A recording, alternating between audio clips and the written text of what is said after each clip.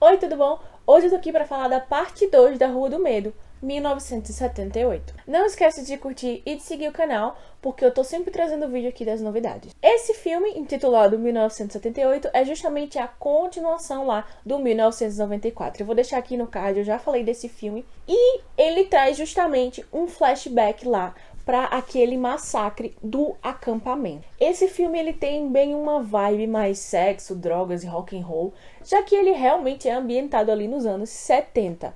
Ele mostra justamente o que aconteceu naquele acampamento, então a gente conhece, a gente vai conhecer, saber quem é aquele assassino lá do machado com o saco na cabeça. Ele vai mostrar, ele vai dar muito mais respostas. Esse filme, não muito diferente do primeiro, ele já mostra para que veio.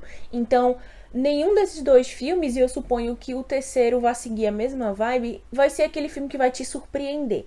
Eles são filmes que você meio que já sabe bem o que vai acontecer. Mas isso não faz com que ele seja desinteressante. Pelo contrário, eu acho que esse segundo filme, ele ainda aprende um pouco mais. Porque eu achei que no primeiro, eles jogaram muito cedo as respostas para tudo. Então, apesar dele incitar você a saber o que vai acontecer, eu achei que esse segundo soube soltar as informações num tempo melhor. Então a gente é transportado para 1978. A Dina ela vai atrás da C. Berman, que é a sobrevivente, para justamente saber respostas, como é que ela sobreviveu, o que aconteceu.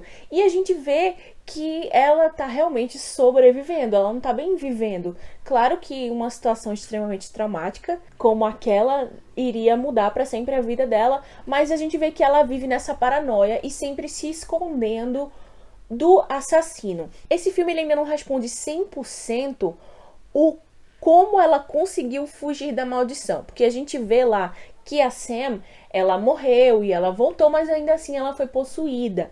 E esse filme ele não dá 100% uma resposta de como a C. Berman fez para fugir, digamos, após os anos. Mas eu acredito que o 1666 vai deixar um pouco mais claro essa situação. E aí, quando a Dina ela vai atrás de respostas, a Berman resolve, pelo menos, contar a história. E aí a gente volta lá para 78 e vê essas duas irmãs que vivem nessa situação. Eu achei que, em termos de background story, esse também foi um pouco mais denso, um pouco mais profundo. Ele traz aí a questão do relacionamento entre as irmãs, não só entre elas duas, mas também entre uma das irmãs e o seu namorado, e a Alice, sua amiga. Então você tem aí muito mais relações interpessoais, eu acho. Tem problemáticas, então, como por exemplo o alcoolismo, enfim. A vilã, entre aspas, continua sendo a bruxa. Então temos ainda a bruxa possuindo alguém que vai se tornar o assassino. Outra coisa que esse filme também traz é que ele tem bem menos tentativas de humor. Então ele tem, mais uma vez, referência a clássicos do terror. Então Sexta-feira 13 está bem presente ali nesse filme. E uma coisa que, se você é fã de Supernatural, você pegou a referência, é que a música Carry On My Wayward Son, lá do Kansas, que ficou extremamente famosa pelo seu papel, digamos assim, na série, ela aparece duas vezes no filme.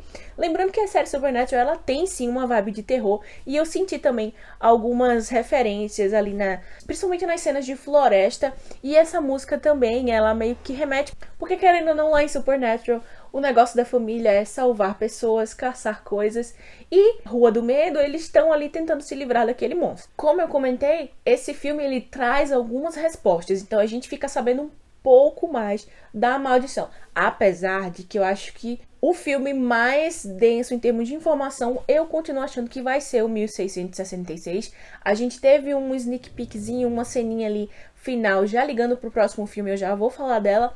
Mas esse filme ele fala um pouco mais da maldição. Então, ali no contexto do acampamento, a gente vê a enfermeira Lane, um nomezinho lá conhecido. Ela tem ali aquele diário, mais aquelas informações sobre a bruxa. Então, sobre a questão da maldição, a gente consegue ver que realmente a bruxa ela tá muito incrustada ali com a história da cidade, e que realmente uma coisa que eu acho legal é que a gente vê isso tanto na Dina quanto na Sam, e agora nas duas irmãs Berman e até na Alice, que os habitantes de Shadyside, eles realmente sentem que tem alguma coisa errada, eles sentem lá no fundo que algo amaldiçoa aquele lugar, algo amaldiçoa aquela cidade. Eu gostei bastante do primeiro filme, eu acho que tem pontos que eu prefiro no primeiro e tem pontos que eu prefiro no segundo. Mas em termos de roteiro, eu achei que esse realmente se desempenhou um pouco melhor, principalmente por isso, porque apesar de eu saber que ele ia contar a história de um sobrevivente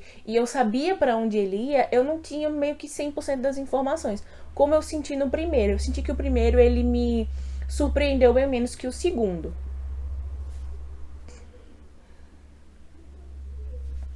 Uma coisa que eu gostei bastante nesse filme, que eu acho que vai acontecer bem na trilogia mesmo, porque no primeiro também, é a sincronia entre os personagens. Nós temos ali a Zig e a Cindy, todo aquele relacionamento conturbado entre aquelas duas irmãs. Gosto muito do arco da Alice e da Cindy também. Eu acho que ficou bem profundo, mas eu também não sinto nenhuma forçação de barra, acho que fica bem natural. Outra coisa também que eu gosto é que a gente conhece um pouco mais de personagens que a gente já viu no primeiro filme, então se você prestar bem atenção, na verdade não precisa muito prestar atenção nos nomes, é como eu disse, esse filme, ele deixa muito bem claro para que ele veio e ele deixa muito bem claro as informações que são importantes para você. Então, o filme ele vai te dar informação, ele vai dizer, olha, foca aqui, isso aqui é importante, presta atenção. Então, isso não é necessariamente uma coisa que eu ame, mas eu acho que nesse caso, nesse tipo de filme, encaixa bem. Porque apesar dele ser um filme de 18 anos, muito pela questão das cenas gore, pela questão das cenas de sexo, violência e afins, ambos os filmes têm uma trama um pouco mais adolescente, sim. Então, esse filme ele segue a mesma vibe, ele é ainda bastante gore, bem explícito, cheio de violência, apesar de eu achar que o primeiro ele foi um pouco mais nojentinho, entre aspas. Eu acho que o primeiro ele trouxe cenas um pouco mais sangrentas, talvez, mas o segundo ele também segue a mesma vibe. Então a gente vê um pouco ali da maldição, a gente conhece um pouco mais da Sarah, a gente vê ali aquela caverna que a gente já tinha visto lá no primeiro filme, com os nomes e tal. Eu tenho que admitir que me incomodou um pouco, não a caverna em si, eu gostei muito da história da planta, de toda a explicação, mas aquela coisa pulsante dentro da caverna, não sei, eu quero uma explicação melhor para aquilo ali. Como eu disse, só porque eu fiquei um pouco curiosa, não é necessariamente uma coisa ruim, quer dizer que eu quero que me explique mais. Outra coisa que a gente consegue ver também nesse filme, que o primeiro já deixou bem claro, é essa rixa entre Shadyside e Sunnyvale. Então, claro que isso tudo vai ficar bem mais aumentado num acampamento de verão de adolescentes. Então, a gente tem ali a separação das cores, vermelho para um, azul para outro, Shadyside versus Sunnyvale. Então fica bem claro. E até dá pra ver pelos próprios mentores. Então a questão da rixa, ali do preconceitozinho que existe. E até entre o relacionamento que nasce ali entre a Zig e o Nick. Né? Que, esquisitona, porque também é de Shadyside. Então, meu Deus. Então eu gosto de como o filme trouxe também, apesar de que o primeiro filme já deixou bem claro que existe essa rixa muito forte entre as duas cidades, muito também pela questão da maldição, pela questão da cidade. Gente, Shadyside realmente é uma cidade meio creepy, temos que concordar. E no final temos ali essa conexão com o próximo filme. Eu acho que esse filme amarrou bem melhor o próximo filme do que o primeiro. Apesar de, como eu comentei, após assistir o primeiro filme, em 1994, eu fiquei com vontade de ver o segundo. Mas após ver esse segundo, eu sinto que eu preciso ver o terceiro filme. Acho que ficou um pouco essa diferença. Porque a gente vê ali, na verdade, na cena que tem no final do filme, a Dina, ela tem um vislumbre ali de 1666. Então a gente vai ver ali aquele pastor, aquele clérigo que pirou geral, a gente vai saber a origem dessa maldição, vai ter ali a Sarah Fier, explicação. Eu, honestamente, ainda acho que a Sarah, ela ainda tem um pontinho de vítima ali. O que o filme me deixa entender é que, claro, obviamente, no momento até então ela é a vilã 100%, né? Ela tá possuindo as pessoas, ela tá causando essa violência, mas eu acho que ela foi vítima de início para poder causar tudo isso. Então, como o filme, ambos, né, os filmes deixam bem claro essa questão da rixa entre Shadyside e Sunnyvale, eu acho que tem alguma coisa a ver Claro que assim, não vai ser Shadyside e Sunnyvale, porque isso foi muito antes das cidades existirem. Mas eu acho que vai ter alguma rixa relacionada ali ao território, talvez.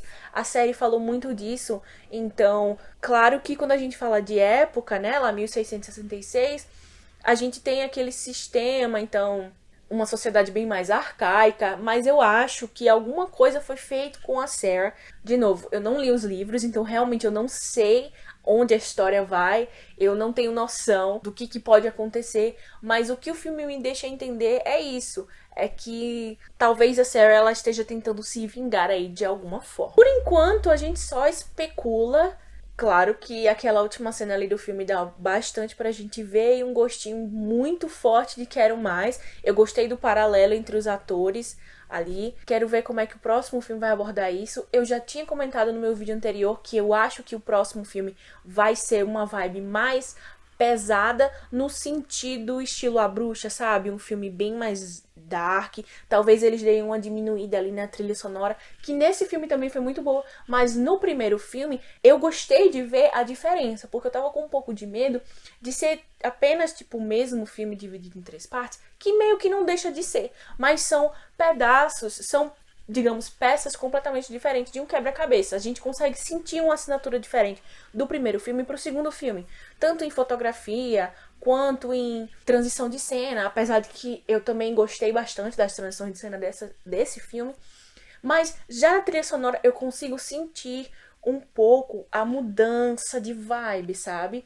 Já fica, apesar de, como eu comentei, ainda é uma trama meio adolescente, ela já fica um pouco mais adulta, um pouco mais densa, não apenas pelo seu roteiro, mas também, como eu comentei, essa questão de cena, a fotografia, a trilha sonora, ela é um pouco mais, não sei, concisa talvez. E aí, semana que vem, na próxima sexta-feira, teremos aí a última parte dessa trilogia aí da Rua do Medo, que vai juntar tudo, vai talvez, ou não, mas muito provavelmente resolver aí essa maldição de Shadyside. No mais, eu fico por aqui. Eu quero que você comente se você gostou desse filme, se você tá gostando dessa vibe aí da Rua do Medo.